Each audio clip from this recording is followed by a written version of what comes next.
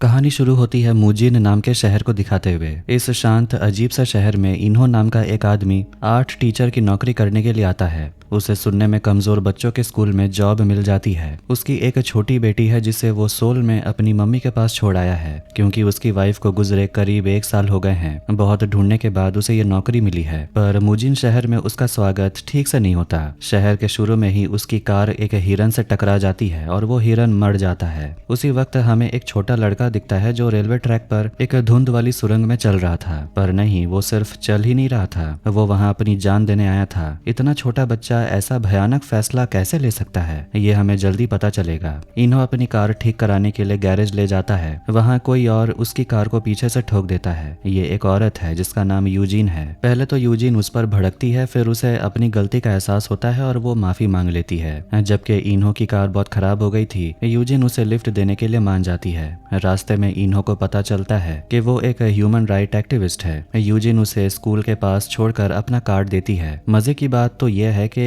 मूजिन के इस स्कूल को बेस्ट स्कूल अवार्ड भी मिला हुआ है। स्कूल पहुंचकर इन्हों प्रिंसिपल से मिलता है जो उसे चीफ ली से मिलवाते हैं, जो एडमिनिस्ट्रेशन का हेड है। इन्हों को यह देखकर हैरानी होती है कि प्रिंसिपल और चीफ ली दोनों जुड़वा भाई हैं। बाद में चीफ ली अकेले में इन्हों से स्कूल के फंड के लिए एक बड़ा डोनेशन मांगते हैं। इन्हों को झटका लगता है, पर वो बहस नहीं करता। उसे अपनी बीमार बेटी और बूढ़ी माँ के लिए नौकरी बहुत जरूरी भी थी, लेकिन क्योंकि उसके पास इतना पैसा नहीं था, वो सोल में अपनी माँ को फोन करता है। माँ बताती है कि उनके पास इतना पैसा नहीं है। अगले दिन अपनी पहली क्लास में इन्हों टेबल पर सेब रखता है और बच्चों से उसकी तस्वीर बनाने को कहता है। यानदू नाम की एक लड़की बहुत सुंदर ड्राइंग बनाती है। इन्हों साइन लैंग्वेज में उसकी तारीफ करता है, पर यानदू कोई जवाब नहीं देती। उसके बगल में बैठी एक दूसरी लड़की यूरी ड्राइंग बनाने के बजाय सेब खाने लगती है। तभी मिंसू नाम का एक लड़का देर से क्लास में आता है। जब इन्हों उसे देरी का कारण पूछता है तो वो चौंक जाता है। मिंसू का चेहरा चोटों के निशान से भरा होता है। वो दूसरे टीचर मिस्टर पार्क से इस बारे में पूछता है। मिस्टर पार्क समझाते हैं कि मिंसू के एकलौते भाई की हाल ही में ट्रेन एक्सीडेंट में मौत हुई और तब से वो अजीब हरकतें कर रहा है। इन्हों कहता है कि सिर्फ मिंसू ही नहीं, क्लास के बाकी सारे बच्चे भी इमोशनली थोड़े से अजीब लगते हैं। मिस्टर पार्क उसे बताते हैं कि ये सुनने में कमजोर बच्चों का स्कूल है, ये दूसरे बच्चों जैसे नहीं होते, इन्हें सुनाई नहीं देता और इसका असर उनके दिमाग पर भी पड़ता है। पर इन्हों इस जवाब से खुश नहीं होता। वो स्कूल के कंप्यूटर पर जाता है और बच्चों का रिकॉर्ड देखने लगता है। उसे पता चलता है कि ज्यादातर स्टूडेंट्स बहुत गरीब परिवार से हैं या तो अनाथ हैं। जिन 3 बच्चों से उसकी बात हुई थी वो खास तौर पर अजीब लगते हैं। यानदू जो अनाथ है, यूरी जिसे मानसिक समस्या है और वो लगातार खाती रहती है, और मिंसू जिसके चेहरे पर चोट है। बाद में स्कूल से निकलते वक्त इन्हों को अचानक बाथरूम से चीखने की आवाज आती है। वो घबरा कर अंदर जाता है और पूछता है कि क्या अंदर कोई है। चीखना तुरंत बंद हो जाता है। वो बाथरूम में घुसने की कोशिश करता है, लेकिन तभी एक सिक्योरिटी गार्ड आता है और उसे रोक देता है। गार्ड कहता है कि ये लड़कियों का बाथरूम है। वो आराम से समझाता है कि बच्चे जोर से चीखते हैं क्योंकि उन्हें अपनी आवाज सुनाई नहीं देती, और इस तरह वो मजा करते हैं। इन्हों बहस नहीं करता, वो चुपचाप वहां से चला जाता है और अपने घर की तरफ बढ़ जाता है। अगले दिन इन्हों अपनी माँ के भेजे हुए पैसे लेकर प्रिंसिपल के ऑफिस पहुंचता है, लेकिन वहां पहुंचकर वो देखता है कि लोकल पुलिस इंस्पेक्टर पहले से ही अंदर बैठे हुए थे। पता चलता है कि प्रिंसिपल ने किसी अज्ञात वजह से उसे रिश्वत देने के लिए बुलाया था। उसी रात टीचर पार्क मिंसू को बिना इजाजत हॉस्टल के बाहर जाने के लिए बुरी तरह पीटते हैं। वो उसे इतना मारते हैं कि मिंसू के मुंह से खून निकलने लगता है, और इन्हों सब कुछ देखते हुए भी कुछ कर नहीं पाता। इस स्कूल की हर बात हर गुजरते पल के साथ और ज्यादा खराब और परेशान करने वाली लगती है। स्कूल के बाद घर जाते हुए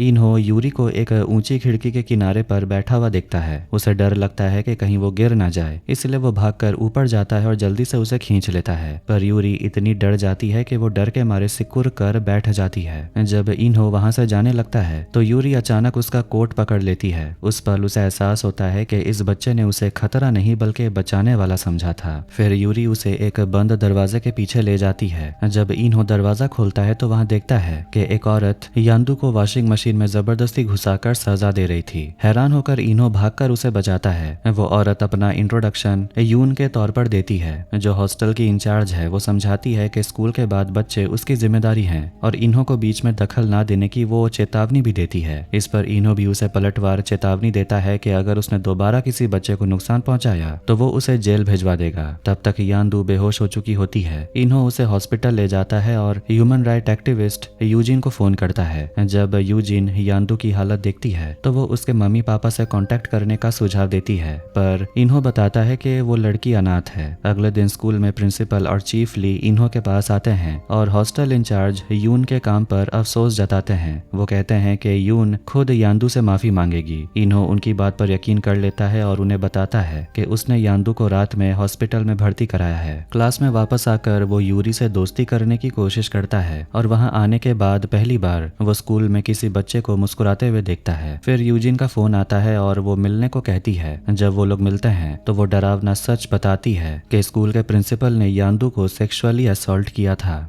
शुरुआत में तो इन्हों को यकीन नहीं होता कि प्रिंसिपल ऐसा भी कुछ कर सकता है, लेकिन जब यान्दू का लिखा हुआ लेटर वो देखता है तो अंदर तक हिल जाता है। सिर्फ प्रिंसिपल ही नहीं, चीफ ली और टीचर पार्क भी इन सब में शामिल थे। इन्हों फैसला करता है कि वो पुलिस के पास जाएगा, पर यूजिन उसे रोक देती है। वो समझाती है कि इसका कोई फायदा नहीं होगा। बच्चों ने पहले भी रिपोर्ट करने की कोशिश की थी, लेकिन इंस्पेक्टर ने उन्हें भगा दिया और इसीलिए उन्हें इतनी बेरहमी से सजा दी गई थी। मामला और खराब तब हो गया जब पता चला कि हॉस्टल इंचार्ज यूना असल में प्रिंसिपल की गर्लफ्रेंड है। ये सब सुनकर इन्हो डर जाता है और फौरन यान्दू को देखने हॉस्पिटल भागता है, लेकिन यान्दू वहां नहीं मिलती। पता चलता है कि प्रिंसिपल और बाकी लोग यान्दू को ढूंढते हुए हॉस्पिटल आए थे, इसलिए यान्दू एक अलमारी में छिप गई थी। उसकी सुरक्षा को देखते हुए इन्हो उसे वापस स्कूल नहीं ले जाता। इसके बजाय उसे ह्यूमन राइट्स सेंटर में ले जाता है, जहाँ कैमरे पर उसकी गवाही रिकॉर्ड की जाती है।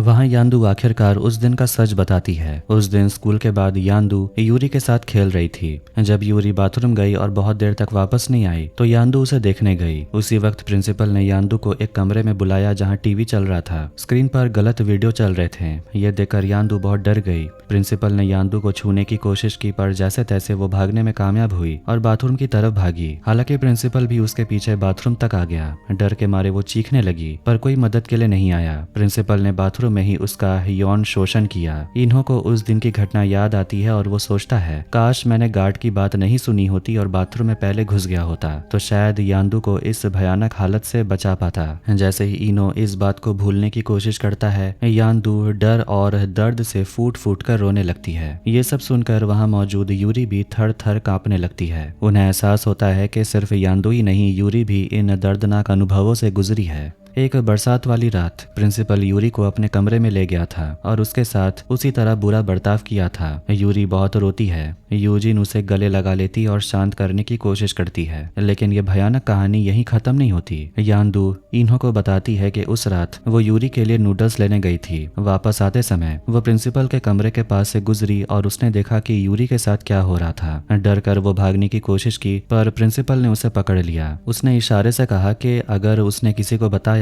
तो वो उसे नुकसान पहुंचाएगा। इन दर्द भरी कहानियों को सुनकर वहां मौजूद किसी के पास भी इन छोटे बच्चों को दिलासा देने के लिए कोई शब्द ही नहीं था। घर आकर इन्हों लगातार इन्हीं सब बातों से बहुत ज्यादा परेशान हो गया था। तभी उसकी माँ और बेटी सोल से आते हैं, क्योंकि उस दिन उसकी पत्नी की डेथ एनिवर्सरी थी। उसकी माँ उसे बताती है कि उसने स्कूल के फंड के लिए पैसे जुटाने के लिए अपना घर बेच दिया। अब वो एक छोटे से किराए के कमरे में रहते हैं। वो इन्हों से जोर देकर कहती है कि वो किसी भी कीमत पर ये नौकरी ना छोड़े। प्रिंसिपल को खुश करने के लिए वो एक ऑर्किड का पौधा भी तोहफे में लाती है। डेथ एनिवर्सरी की रस्म पूरी करने के बाद वो वापस सोल चले जाते हैं। इस बीच यूजिन घटना की रिपोर्ट करने के लिए स्कूल अथॉरिटी के ऑफिस जाती है, लेकिन जैसे ही प्रिंसिपल का नाम सुनते हैं वो मदद करने से मना कर देते हैं। वो कहते हैं कि स्कूल में होने वाली घटनाओं की जिम्मेदारी सिटी हॉल की है। यूजिन पहले ही सिटी हॉल जा चुकी थी और उसे कोई वहां मदद नहीं मिली। कोई और रास्ता ना देखकर वो पुलिस इंस्पेक्टर के पास जाती है, पर इंस्पेक्टर भी मदद नहीं करता। वो कहता है कि प्रिंसिपल ली को सरकारी पुरस्कार मिला है और वो लोकल चर्च में ऊंचा पद रखता है। वो कहता है कि इतना सम्मानित आदमी ऐसा काम कैसे कर सकता है। भले ही यूजिन के पास सबूत थे, लेकिन इंस्पेक्टर रिपोर्ट लिखने से मना कर देता है। इसी बीच इन्हों अपनी माँ की सलाह मानकर नौकरी बचाने की कोशिश करता है। वो ऑर्किड का पौधा तोहफे के तौर पर प्रिंसिपल के पास ले जाता है, लेकिन जब वो वहाँ पहुँचता है तो देखता है टीचर पार्क पार्क मिन्सू को बुरी तरह पीट रहा था। वो ये जानना चाहता था कि यान्दू और यूरी कहाँ छुपी हुई हैं। इन्हो अपनी बेटी के बारे में सोचता है, पर वो इस अन्याय को और बर्दाश्त नहीं कर पाता। वो ऑर्किड का गमला उठाकर पार्क के सिर पर मारता है और मिन्सू को सीधा लेकर ह्यूमन राइट सेंटर पहुंचता है। इस अन्याय के बीच उन्हें उम्मीद की एक छोटी सी किरण मिलती है। एक टीवी चैनल उसकी कहानी दिखाने के लिए तैयार हो जाता है। बोलने से पहले मिन्सू पूछता है कि अगर वो सब कुछ बता देगा तो क्या उसे जस्टिस मिलेगा। इन्हो उसे वादा करता है कि अपराधियों को सजा जरूर मिलेगी। तब मिन्सू वो दर्दनाक सच बताता है। एक दिन टीचर पार्क उसे और उसके भाई को अपने घर ले गए थे। उसके भाई को नहलाने के बहाने पार्क ने मिन्सू के साथ बुरा बर्ताव किया। जब मिन्सू ने विरोध किया तो पार्क ने उसे इतना पीटा कि वो बेहोश हो गया। इस दर्द को ना सह पाने के कारण उसके भाई ने बाद में ट्रेन के आगे अपनी जान दे दी। टीवी पर खबर देखने के बाद पुलिस ने प्रिंसिपल, पार्क और चीफ ली को गिरफ्तार कर लिया। ये लोग इंस्पेक्टर से बार बार पूछ रहे थे कि इतना पैसा रिश्वत देने के बावजूद ये सब आखिर हो क्यों रहा है। इंस्पेक्टर ने समझाया कि मामला अब पूरे देश में फैल गया है, इसलिए उन्होंने अपने सारे पैसे और कॉन्टैक्ट इस्तेमाल किए और एक बढ़िया वकील को हायर किया जो पहले जज रह चुका था। कोरिया में जब पूर्व जज वकालत शुरू करते हैं तो उन्हें पहले केस में बहुत फायदा मिलता है। जबकि प्रिंसिपल ली बहुत अमीर था और चर्च में काफी बड़े पद पे था, इसलिए कई लोग उसका साथ देने के लिए आगे आते हैं। कोर्ट में जब भी प्रिंसिपल बोलने वाला होता है, भीड़ जोर जोर से चिल्लाना शुरू कर देती है। यूजिन ने जजों से कहा कि ये सुनने में कमजोर बच्चों का केस है और कोर्ट में मौजूद सभी लोग सुन नहीं सकते, इसलिए साइन लैंग्वेज इंटरप्रेटर यूज करना होगा। लेकिन यूजिन ने बिना इजाजत बात की, इसलिए उसे कोर्ट रूम से बाहर जाने को कहा जाता है। जैसे ही इन्हो बाहर आया, प्रिंसिपल की पत्नी ने उसे थप्पड़ मार दिया। उसने उस पर थूका और कहा कि ये केस सिर्फ पैसों का है और वो लोगों को इन्हो के बारे में बुरा सोचने पर मजबूर करने की कोशिश कर रही थी। उस औरत ने यूजिन को भी बुरा भला कहा और उसे मारने लगी। वापस जाते समय इन्होंने यूजिन से पूछा कि क्या वो कुछ दिनों के लिए उसके ऑफिस में रह सकता है, क्योंकि उसकी नौकरी चली गई है। इतनी मुश्किलों के बावजूद उसने न्याय का रास्ता चुना, लेकिन इसका नतीजा ये हुआ कि उसकी कमाई का एक लौता जरिया भी छिन गया। अगले दिन कोर्ट में एक इंटरप्रेटर का इंतजाम किया जाता है ताकि वहां मौजूद जितने भी लोग सुन नहीं पाते सब कुछ समझ सकें। पहला गवाह गार्ड था। गार्ड ने कहा कि उसने प्रिंसिपल या फिर उसके जुड़वा भाई को कभी भी किसी बच्चों के साथ अकेला नहीं देखा। उसने ये भी कहा कि जब इन्होंने आवाज सुनकर बाथरूम चेक करने को कहा था तो वो चेक करने गया, पर उसे कोई वहां मिला नहीं। इन्हो समझ गया कि गार्ड स्कूल की तरफ है, क्योंकि गार्ड ने उस दिन सच में बाथरूम चेक करने नहीं दिया था। इन्हो के वकील ने खुलासा किया कि गार्ड को पुरानी नौकरी से चोरी करने के आरोप में निकाला गया था और उसे कहीं और काम नहीं मिला। गार्ड को यह नौकरी स्कूल फंड में पैसे देकर मिली थी। नौकरी खाने के डर से वो कोर्ट में स्कूल का साथ दे रहा था। इस वजह से जज ने गार्ड की गवाही को खारिज कर दिया। अगली बार यान्दू की चोटों की रिपोर्ट बनाने वाली लेडी डॉक्टर को गवाह के तौर पे बुलाया गया, लेकिन जब स्कूल के वकील ने डॉक्टर से सवाल किया तो डॉक्टर ने कहा कि यान्दू के प्राइवेट पार्ट पर जो चोट थी वो अब्यूज से नहीं बल्कि किसी और वजह से थी। पर बच्चों के वकील ने डॉक्टर की पहली वाली रिपोर्ट पेश की जिसमें साफ साफ लिखा था कि चोटें अब्यूज के कारण लगी थी। जब जज ने पूछा कि उसने रिपोर्ट क्यों बदली तो डॉक्टर ने कहा कि उसे पता नहीं था कि केस इतना बड़ा हो जाएगा। इस वजह से जज ने उसकी गवाही भी खारिज कर दी। लेकिन सबसे हैरान करने वाली बात तब हुई जब स्कूल के वकील ने कहा अगर ये सब सच में हुआ भी है तो लड़की ने ये सब प्रिंसिपल की मर्जी से किया होगा। यूजी ने तुरंत यूरी का चेहरा ढक दिया ताकि उसे ये अनुवाद समझ में न आए। कोर्टरूम में इस हंगामे से बच्चों की मानसिक हालत बहुत खराब हो गई थी, इसलिए इन्होंने उन्हें आराम देने के लिए समंदर के किनारे ले गया। वहां यान्दू ने बताया कि वो पहले अपने मम्मी पापा के साथ यहाँ आती थी और लहरों की आवाजें सुनती थी, लेकिन हादसों के बाद उसकी सुनने की शक्ति चली गई और अब सब कुछ शांत हो गया। वो लहरें देख तो सकती है पर अब सुन नहीं सकती। इन्होंने कहा कि दुनिया की सबसे खूबसूरत चीजें आंखों या कानों से नहीं बल्कि दिल से महसूस की जाती है। ये सुनकर यान्दू को बहुत खुशी हुई। उन सब ने वहाँ बहुत अच्छा वक्त बिताया। अगले दिन यूरी ने कोर्ट में अपनी गवाही दी। वकील ने उससे पूछा कि उन तीनों में से किसने उसे नुकसान पहुंचाया। यूरी ने कहा कि उन तीनों ने उसके साथ बहुत बुरा बर्ताव किया और एक दो बार नहीं बल्कि कई बार। हर बार बुरे बर्ताव के बाद प्रिंसिपल उसे चॉकलेट इनाम के तौर पर एक एक वॉन देता था। जब वो उनकी बात नहीं मानती थी तो चीफ ली उसे टेबल से बांधकर सजा देता था। ये सब सुनकर चीफ ली जोर जोर से चिल्लाने लगा, जिससे यूरी बहुत डर गई। उस रात उन्हें पता चला कि स्कूल वाले केस बंद करवाने के लिए बच्चों के गार्जियन के साथ सेटलमेंट करने की कोशिश कर रहे थे। कोरियन कानून के हिसाब से उस वक्त अगर 13 साल से कम उम्र के बच्चे को शारीरिक नुकसान पहुंचाया जाता था तो आरोपी बच्चे के गार्जियन से समझौता करके आगे की कानूनी कार्रवाई से बच सकता था। यह हैरान करने वाला है, पर सच है कि ऐसा कानून था। तब यूजी ने पूछा, कौन से माँ बाप अपने बच्चे के शोषक से समझौता करेंगे? इन्होंने समझाया कि यांदू अनाथ है और यूरी और मिंसू के माँ बाप मानसिक रूप से बीमार हैं। इसीलिए अगर ये गार्जियन समझौता मान लेते हैं तो सिर्फ प्रिंसिपल के खिलाफ यांदू का केस ही बाकी बचेगा। उन्होंने समझाया कि अपराधियों ने उन्हीं बच्चों को निशाना बनाया जिनका ध्यान रखने वाला कोई था ही नहीं। बाद में इन्होंने पुराने टीचर प्रोफेसर किम ने उसे फोन किया। जब वो वहां गया तो उसने देखा कि स्कूल का वकील भी वहीं मौजूद था। उन्होंने केस खत्म करने के बदले में इन्हों को बहुत सारा पैसा और सोल में एक बहुत बड़े स्कूल में परमानेंट टीचर की नौकरी का ऑफर दिया, लेकिन इन्होंने ये ऑफर ठुकरा दिया और चला गया। एक तरफ इन्हों को अपनी बीमार बेटी और बूढ़ी माँ की देखभाल करनी थी, इसीलिए यह ऑफर बहुत अच्छा भी था। दूसरी तरफ बच्चों के खिलाफ हुए भयानक अपराध इन्हों के दिल में बहुत भारी पड़ रहे थे और उस पर से ताकतवर लोग अपराधियों का साथ दे रहे थे। परेशान होकर उसने गुस्से में अपनी कार का कांच मुक्के से तोड़ दिया। अगले दिन यांदू की गवाही के दौरान इन्हों की माँ वहां पर आ गई और नौकरी खतरे में डालने के लिए उसे बहुत डांटी। उन्होंने पूछा कि क्या ये बच्चे उसकी अपनी बेटी से ज्यादा जरूरी हैं? इन्होंने जवाब दिया, माँ, जब इसके साथ अन्याय हुआ तब मैं वहीं था, मैं तब कुछ नहीं कर पाया। अगर मैंने अब इस बच्ची का साथ छोड़ दिया तो मैं अपनी बेटी के लिए भी कभी एक अच्छा पिता नहीं बन पाऊंगा। फिर ट्रायल शुरू होता है। अब जब सिर्फ प्रिंसिपल पर ही यांदू के साथ दुर्व्यवहार का आरोप लगा था, उसे पूछा गया कि जुड़वा भाइयों में से प्रिंसिपल कौन है। जज की इजाजत से यांदू उनके पास गई और साइन लैंग्वेज का इस्तेमाल करके बताया कि प्रिंसिपल ने उसे क्या कहा था। इस तरह उसने प्रिंसिपल की पहचान कर ली। जब पूछा गया कि जुड़वा भाइयों को कैसे पहचान पाई तो यांदू ने समझाया कि प्रिंसिपल ने यूरी वाली घटना के दौरान उसे देख लिया था और इशारे में चेतावनी भी दिया था कि अगर वो किसी को बताएगी तो वो उसे चोट पहुंचाएगा। इस दौरान चीफ ली के चेहरे पर कोई बदलाव नहीं आया, लेकिन प्रिंसिपल का चेहरा बदल गया। कोर्ट में मौजूद हर कोई उसकी होशियारी से काफी इम्प्रेस भी हुआ। फिर स्कूल के वकील ने यांदू से पूछा कि जिस दिन प्रिंसिपल ने उसके साथ गलत किया था उस दिन वो यूरी को ढूंढते हुए प्रिंसिपल के ऑफिस क्यों गई थी। यांदू ने कहा कि उसने एक धीमे गाने की आवाज सुनी थी। वकील ने इस बात पर ध्यान दिया और केस को खारिज करने की कोशिश की, ये कहते हुए कि यांदू बहरी है तो उसने संगीत कैसे सुना।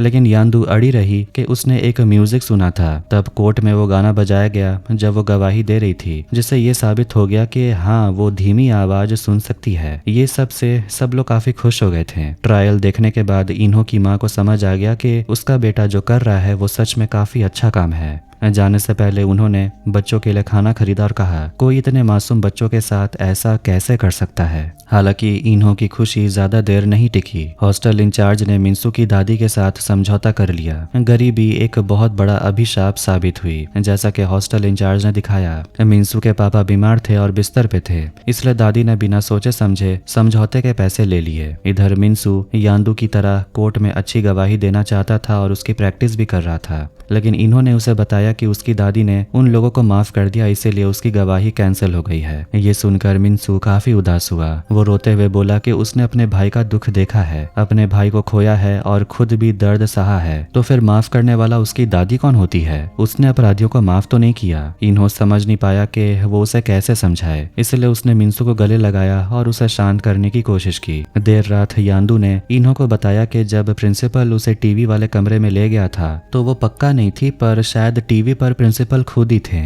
ये सुनकर इन्हों यूजिन को लेकर स्कूल के प्रिंसिपल के ऑफिस में जाता है और उन्हें सीसीटीवी कैमरा और उनकी कैसेट मिलती है। उस टेप में साफ दिखाई देता है कि कैसे प्रिंसिपल एक जंगली जानवर की तरह निर्दोष यूरी के साथ गलत बर्ताव कर रहा था। वो टेप वो वकील को देते हैं। वकील कहता है कि भले ही यूरी के परिवार ने समझौता कर लिया हो, पर यह सबूत जज को दिखाने से आरोपियों को कड़ी सजा मिलेगी। कोर्ट के फैसले का दिन आ गया, लेकिन फैसला अजीब तरह से सुनाया गया। कोर्ट के मुताबिक टीचर पार्क को 8 महीने की जेल हुई और प्रिंसिपल और उसके जुड़वा भाई को सिर्फ 6 महीने की जेल हुई। ये सुनकर कोर्ट रूम में हर कोई बेचैन हो गया। इन्होंने अपने देश के न्याय प्रणाली को हैरानी से देखता रहा। उसे एहसास हुआ कि उसका वकील भी पैसों से बिक चुका था। वीडियो सबूत पेश किया ही नहीं गया। इन्हों काफी दुखी था और वो बस देखता रहा कि पैसों के सामने जस्टिस, आजादी, सब कुछ टूट कर बिखर गया। सीन कोहरे से ढके मूजिन शहर की तरफ जाता है। सब कुछ वहाँ वैसा ही दिखता है। मिंसू की दादी चुपचाप अपने घर का काम कर रही थी। स्कूल का गार्ड ऐसे ही नौकरी कर रहा होता है जैसे कुछ हुआ ही नहीं। उधर प्रिंसिपल अपने भाई और वकील के साथ एक शानदार पार्टी मना रहा था। वकील शेख ही मारता है कि पूर्व जज होने के कारण उसे कोर्ट में फायदा मिला, और यहाँ तक मानता है कि उसने बच्चों के वकील को भी पैसे देकर अपने बड़े लॉ फर्म में नौकरी दे दी, जिससे वो ठुकरा नहीं सका। इस बीच गिल्ट और निराशा से भरे इन्हो बच्चों से मिलने से कतराता है। वो बच्चों की देखभाल यूजीन को सौंप देता है और हार का बोझ लिए चुपचाप सोल के लिए निकल जाता है। तभी यूजीन को पता चलता है कि मिंसू पार्क से बदला लेने के लिए निकल गया। वो तुरंत इन्हो को फोन करती है और वो दोनों पार्क के घर की ओर भागते हैं। मिंसू पार्क को ढूंढ लेता है और उसके पेट में चाकू मार देता है, लेकिन पार्क उसे बेरहमी से पीटने लगता है। चोट लगने के बावजूद मिंसू पार्क को कसकर पकड़ लेता है और उसे रेलवे ट्रैक पर ले जाता है। जैसे ही ट्रेन आती है, मिंसू और पार्क दोनों उस दर्दनाक पल में अपनी जान गंवा देते हैं। इन्हों पूरे हादसे को अपनी आंखों से देखता है, पर बेसहारा होकर कुछ कर नहीं पाता। बाद में कई ऐसे लोग जो सुन नहीं पाते इन्हों और यूजिन के साथ कोर्ट हाउस के सामने विरोध करने के लिए इकट्ठा होते हैं। वो गुस्से में जज की कार पर अंडे फेंकते हैं। पुलिस वाटर कैनन का इस्तेमाल करके विरोध को खत्म करती है। इस बीच इन्हों मिंसू की तस्वीर को अपने सीने से लगाए रोता है और चिल्लाता है। वो बोल नहीं सकता था, वो सुन नहीं सकता था, और उसका नाम मिंसू था, लेकिन कोई उसे सुनने वाला नहीं होता। अपने टीचर को इतना टूटा हुआ देखकर यांदू और यूरी जोर जोर से रोते और चीखते हैं, फिर भी दुनिया पर कोई असर नहीं होता। एक साल बीत जाता है और अब क्रिसमस का दिन है। इन्हो अब सोल में ही रह रहा है। उसे यूजिन का ईमेल आता है और वो लिखती है, माफ करना, बहुत दिनों से फोन नहीं किया। बहुत कुछ हुआ है, बहुत बुरा और कुछ अच्छा। बुरी खबर यह है कि केस को दोबारा खोलने की हमारी अपील खारिज हो गई है, पर अच्छी खबर यह है कि स्कूल छोड़ चुके बच्चों की मदद के लिए बहुत लोग सामने आए हैं। यूरी अपनी ट्रॉमा के लिए इलाज करवा रही है और यांदू ने कहा है कि वो आपकी तरह टीचर बनना चाहती है। वो स्पेशल बच्चों की मदद करना चाहती है, ठीक जैसे आपने किया। एक दिन मैंने ऐसे ही बच्चों से पूछा, पहले और अब में क्या बदला है? आपको पता है उन्होंने क्या कहा? उन्होंने कहा कि अब हमें पता है कि हम भी उतने ही कीमती हैं, उतने ही खास है जितना कोई और बच्चा होता है। तब मुझे एक बात समझ आई, दुनिया को बदलने की कोशिश करने के बजाय शायद हमारी लड़ाई इस बात की होनी चाहिए कि हम दुनिया को हमें बदलने ना दें। हमें अपने अंदर की वो छोटी सी अच्छाई जिंदा रखनी चाहिए। यही वो लड़ाई है जिसे हमें कभी नहीं रोकना चाहिए। जब इन्हो ट्रेन स्टेशन से मुजिन शहर के कोहरे की तस्वीर को देखता है तो वो उन सारे अपराधों के बारे में सोचता है जो उस धुंध के नीचे छुपे हुए हैं, ऐसे अपराध जो आज भी हो रहे हैं। और इसी के साथ ये कहानी यहीं पर खत्म होती है। जब 2005 की असली घटना पर बनी हुई ये फिल्म 2011 में रिलीज हुई तो कोरिया में 40 लाख से ज्यादा लोगों ने इसे देखा। इसने इतने बड़े विरोध को जन्म दिया कि स्कूल को लगभग 2 महीने के लिए बंद कर दिया गया। लोगों के जबरदस्त रिएक्शन नेशनल असेंबली तक पहुंची और इससे डोगानी कानून पास करवाने में मदद मिली। इस लॉ ने नाबालिग और विकलांग लोगों के खिलाफ हुए अपराधों के लिए स्टैट्यूट ऑफ लिमिटेशंस को खत्म कर दिया। एक कहानी जो खामोशी में शुरू हुई थी उसने आखिरकार असली जिंदगियां बदल दी। तो आपको ये वीडियो कैसा लगा कमेंट करके जरूर बताएं। वीडियो पसंद आया तो वीडियो को लाइक कर दें, चैनल को भी सब्सक्राइब कर दें। मिलता है नेक्स्ट वीडियो में। Take care.